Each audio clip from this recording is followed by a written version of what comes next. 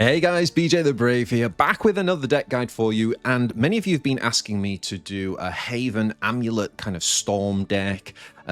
Not one I've done on the channel before, so I was really keen to find something really great for you guys today. Did a little bit of digging, and I found a really cool deck that went 10-0 at Master Diamond rank.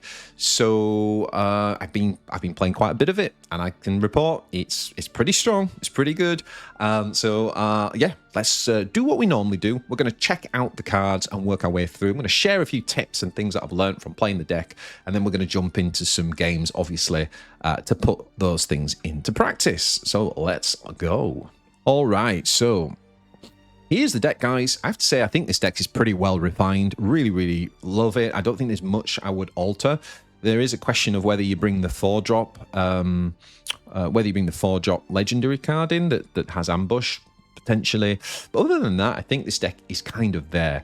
So what are we looking to do? Obviously, there's a ton of amulets in this deck, and one of the ways I describe this deck is that it's not just a fast deck like an aggro, it's not a control deck, it's more like a horsepower deck. It's like it's got really fast acceleration, so it's all about timing, right? So with amulets you can kind of control your board a lot more than you can normally.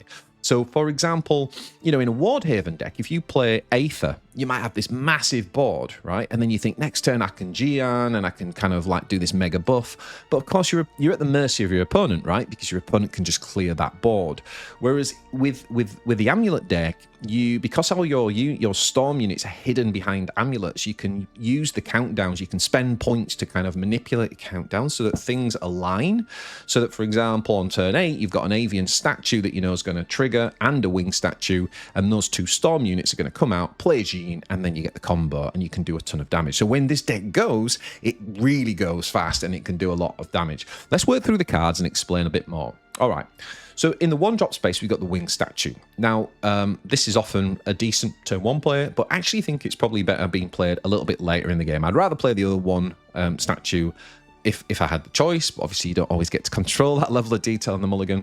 And what it does, it's got quite a hefty countdown of 4, but when it does finally go, the Holy Falcon comes out, which is a 2/2 with Storm. And most of the units that come out of our amulets, for those that are new to this class, they often have Storm, right? So we can kind of go immediately to our opponent's face if we want. Next up, we got the Serene Sanctuary. This card's in every single Haven deck. You definitely need to play it here. We don't have a ton of card draw, and if we don't have this, then we run out of steam. It's a great turn 1 pickup, and it's something you should be looking for in your mulligan pretty much every time. Now, depending on whether you're playing like an aggro deck like Aggro Abyss, or if you're playing a slower deck like Rune, like Spell Rune, Spell Boost, I think would depend on the 2-drop I'd be looking to play. The Darkhaven Grace is one of the best. It's one of the best cards in Haven class, in Havencraft. And what's brilliant and unique about this deck is that most of the time you aren't able to play the Darkhaven, more than one Darkhaven Grace on the board, right? Because it takes up a permanent slot on the board, and there's no way of fitting all the other units on. This is actually unique, this deck, in that this is actually one where you want to play multiple Darkhaven Graces and you have the space to do so, right? So this is really cool. You get to really flex the muscles of this card and just see how powerful it is. Every time you spend 1 player point to engage, it gives a unit +1/1 and it raises 1 defense to your leader. That's awesome value across time, and it allows you to always ensure that you're getting full use of your player points. In a slower matchup, I would play that on 2. In a faster matchup, the Pact of the Beast Princess is probably better to play on turn 2, because this is your anti-aggro card. It's a 4/4 with Rush once it bursts with the Holy Flame Tiger, and that will allow you to kind of deal with anything your opponent can do in the early game. Now, we have got the brand new Colette Barrage Exorcist. This card is really cool and benefits massively in this deck specifically because she needs amulets. Now, she does 2 damage, which isn't bad. Like a 2/2 that does 2 is not bad on 3, actually. Really nice anti-aggro card. But a 2/2 that does 2 damage twice is insane, guys, right? So this will clear up anything. And bearing in mind, it can even deal with like ambush units, like a Prim, for example, from Sword. So Colette's a really nice unit, and especially if you've hit that kind of Serene Sanctuary into Pact of the Dark Princess, then you play Colette on 3, and boom, you are off to the races with this deck, guys. Now, the 4-drops are light, and that's why I said that there is a consideration potentially for putting one of the 4-drop legendary in, for example. But we do have the Avian Statue. Now, the Avian Statue is unique in that its engage costs 2, not 1, but it also does the countdown by 2, which means that because it's a countdown 2 amulet, you can, in theory, for example, if you had 6 player points, you could play the Avian statue and immediately trigger the Regal Falcon, which will allow you to go first. And speaking of which, it's very, very common in this deck that your Falcon will come out as a 4/4, and then you'll use an Evo point, make it a 6/6, and then you'll use a point from, for the Darkhaven Grace to make it a 7/7, and suddenly you're doing 7 damage to face. And that's what I mean about the power to kind of like really accelerate fast with this deck. In the 5 drops, we got some really great 5 drops in this deck. We've got the Selefa, Guardian of Water, which, of course, you want to run this in every Haven deck. It's your heal, your ward, your anti, your AoE, your anti-go wide stuff. So it just clears up the aggro board in the early game. Fantastic 5-drop, don't go anywhere without it. But in this deck specifically, the brand new Agnes Swiftblade is awesome. She was tailor-made for this deck. She's not that great in other decks, but in this deck, she's amazing. She's got Storm, which plays into exactly what we're trying to do here. So she advances the game plan, Evo in her, and going face. But in addition, she's got this ability that says Strike. If there are 2 allied amulets on the field, you destroy a random follower other than the opposing one. Mean you could go face and destroy something that is, like a Valse that's hiding in ambush, for example, right? So there's quite a lot of stuff like you can attack one unit and then kill the other unit. So there's a lot of flexibility with this card, and she is excellent because it's very easy to trigger her ability with all these like 1 and 2 costed amulets, and the fact that Darkhaven Grace stays on the board, right? There's no countdown. This is always there once you've played it. So Agnes is awesome in this deck. Now in the 6 drops, we've gone for removal. We got the good old-fashioned Unholy Vessel, which is awesome, always has been. It's not quite as good ever since Odin came into play, because Odin can kill this. What you used to do is you used to play this proactively and sometimes not trigger it. And that really played mind games with your opponent, because what do? They develop the board knowing you're going to kind of just destroy everything. You can still do that play, you've just got to be a little bit more mindful of Odin. Like, ask yourself, what would happen if this board got Odin'd, or is this deck I'm playing against likely to run Odin? Stuff like that. But still, ultimately, you can play this and instantly destroy the board. In addition, we have Featherfall. Featherfall's really good in this deck because it does 3 damage AoE. But it also summons a Holy Falcon, which is a 2/2 Storm. Now, that means that, even without any Evo points, you could kill something with 5 health, right? So you do 3 AoE and take something out with 5 health, or you use the Storm Holy Falcon to go face, and that can often catch your opponent out. I find this, for example, can win you games. Your opponent's not really often calculating for Featherfall, I think, and so you Featherfall, and then you Evo, and then you use a Darkhaven Grace, and suddenly you're doing 5 damage to face from this card. Next up, we got Olivia. She's important because, as I said earlier, we've only got the Serene Sanctuary for draw, so Olivia allows you to draw. She's another Super Evo potential target as well, comboing obviously well with the things like the Avian Statue and the Wing Statue, right? Timing those Storm units and then giving a buff to the Storm unit from Olivia. That's a really awesome play. So really, really nice synergy with this deck. Odin is, again, this is another... Odin's great in every deck at the minute, it seems, but he is really made for this deck as well, because, this deck is a Storm deck, and so Odin's just doubling down on that. We've got Odin, Agnes, Avian, Wing Statue. There's so much, and Featherfall. There's so many Storm units. And speaking of which, we've got our Big Daddy, the Sacred Griffin. Big Storm unit, obviously, with, for example, on turn 9, you could play this, trigger Darkhaven Grace, and that enables Griffin to pick up Storm. We'll also give it 7 attack, and then if you Super Evo, that's 10 attacks. That's 10 damage from hand. Also, in a pinch, don't forget that this is a really big ward unit, so it can act as a kind of like defensive last chance, kind of give you another turn, if you like, to survive. So Sacred Griffin is really good for that purpose as well. Speaking of which, we've also got Jian, who's also got ward, similar thing. I mean, Jian's just like one of my favorite cards in the game. She's such a cool card, and she belongs in pretty much every Haven deck. But I do think she's particularly amazing in this deck.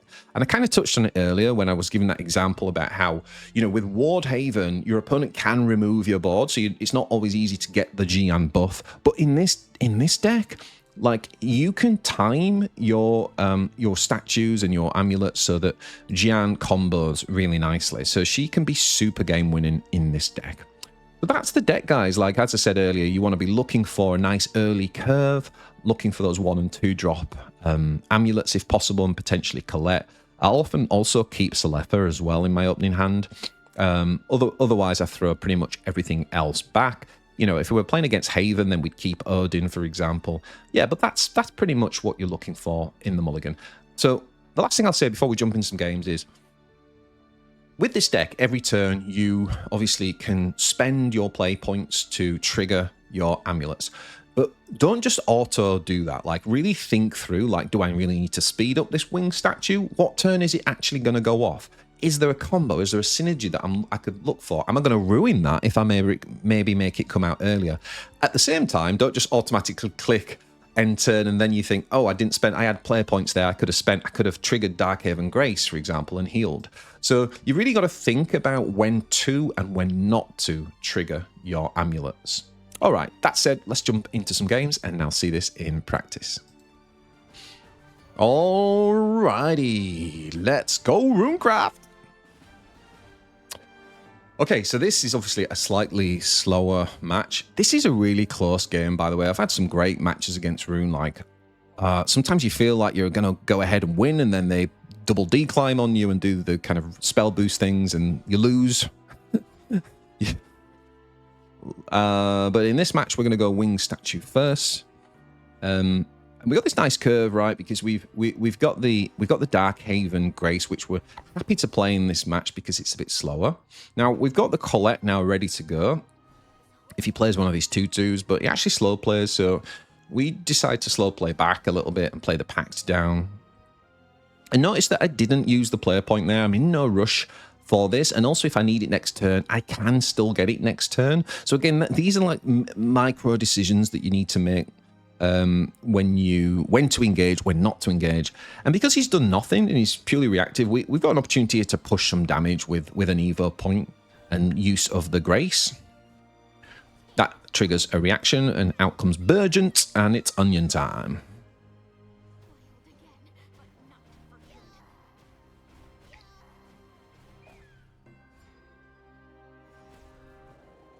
This one's slightly awkward. We could have used the there's quite a few things that we could have done there, but we didn't have a second amulet down, so we couldn't just kind of go face with Agnes to kill that off. And so what we actually do here is we play the extra player point and put the Unholy down, and here that pays off, right? Because now we can super Evo Agnes, trigger the Unholy so everything dies, and we've got the extra point because it's turn 6, not turn 5, which means we can trigger Darkhaven Grace and get even more damage to face. So again, just thinking about when to use those player points and which order to do it. And down comes Kuon, so there'll be no cheeky Griffin this turn. We can't have wards on the board.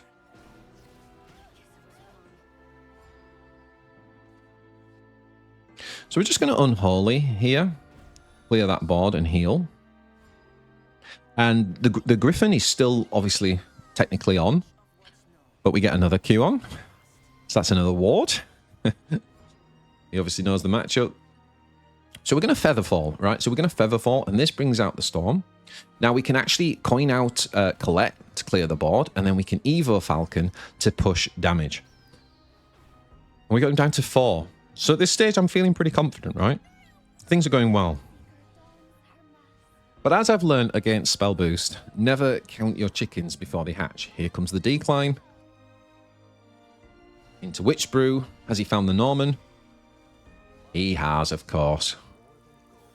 Down comes Norman. And he's going to use the Super Evo. And all of a sudden, we're back up to 12 health from 4. He's now safely out of Griffin range. And of course, we don't have... Oh, no, we have 1 Super Evo left. So we're going to set up the Avian. We actually use that last Evo point here on Selefa.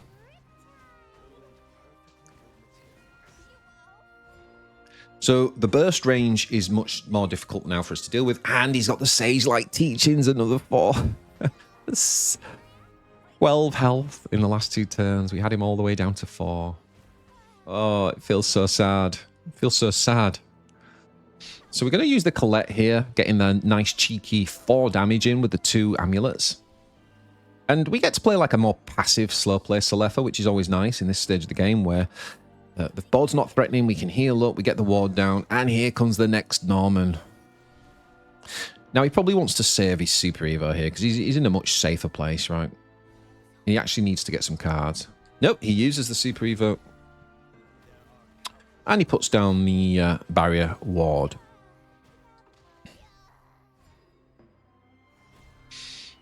Okay, so out comes a Storm. Now, what we're going to do is we are going to use Odin. And we decide to kill the 8/8 with the Odin. It does mean, unfortunately, we have to use this 4/4 Storm to trade. But we can use the Darkhaven Grace to buff Odin. And we can still put 5 damage to face.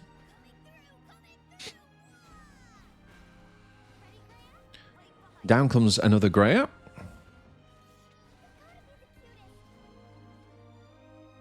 And another heal. God. That's now 16 heal that we've had to deal with.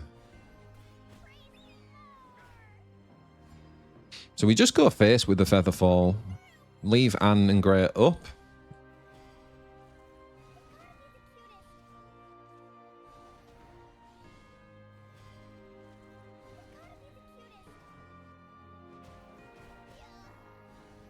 So he attacks with the Onion just to get the spell boost. And Flames. Okay. Yeah, I guess Flames isn't that good in this matchup. So now we're actually going to go Jean here because it clears the board and it also gives our Falcon a nice buff. And it brings us back into Griffin range, right? Now he's got the Holy Blast for a cool 26 damage and the William for 11 damage, you know. Runecraft doing Runecraft things. But finally, we have an open avenue where we can play the Griffin. We can get the nice buff, trigger the Storm ability, and finish the game. Kaboom! Good game. Despite the 16 heal we got there. GG. All right. Next up, we have got Swordcraft. Okay, so Sword, we're definitely keeping the pact, right? We actually keep an Unholy Vessel as well because I find it to be, you know, all of the kind of go wide clears are pretty important in this matchup.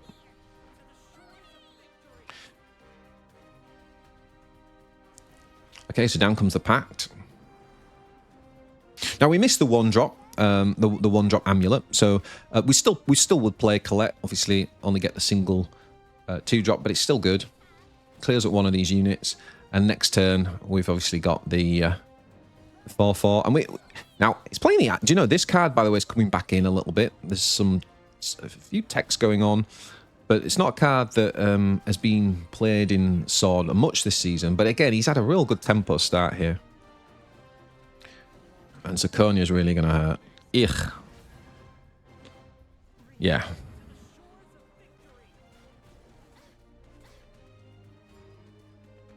Real good start, and this is why you keep Selefa in your opening hand as well when you can, because you need that AoE damage. And even though he's had a really fast start, obviously with the heal and the AoE here, we're back to 15 health. And then we've got the Unholy Vessels as well, so we know we can deal with more wide boards. We definitely could do with some units though.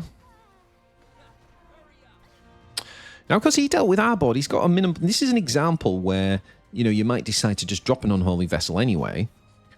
Go face with the Storm, and yeah, basically just wait for him to develop the board. I think he's probably got a strange hand himself there with that last play. Either that or he's worried about the vessel. Colette coming down and just getting value. And we'll definitely Evo there, so definitely want to use your Evos and your Graces on these Storm units to try to push damage. Yeah, he's got the Princess. That'll kill that. No problem. He Evos the Quick Stepper.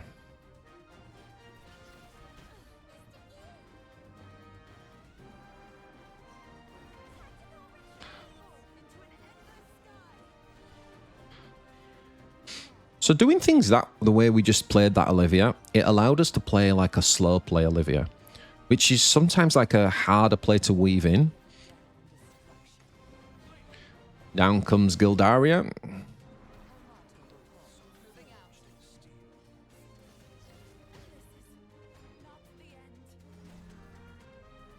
And the much needed card draw coming through.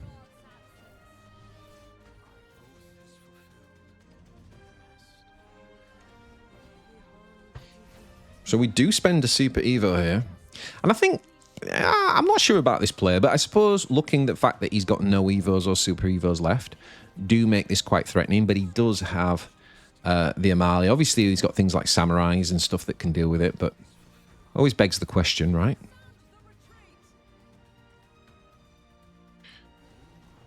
And here we can play the double Grace into Odin. I do love this player, right? Because you can make it, you know, even without Evo and Super Evos, you can start to make like big Storm units, big Odins. That's one of the real benefits of this deck. And that is enough with the Super Evo to just finish off the Sword player. GG. Alrighty, we got some Portalcraft. I'm going to throw away everything there except the Grace. I do love having that Grace early on. Okay, so it looks like we're playing against Artifact Portal. So we're going to drop the Grace. Now, do we do a proactive Colette? We have got a second one in hand, so I think it makes sense to be able to play this for tempo. Try and get something going here. I'll trade with Kitty nicely. Now we can just drop the Avian down. And so what we're getting to see now in this game is the Agnes benefiting from the double...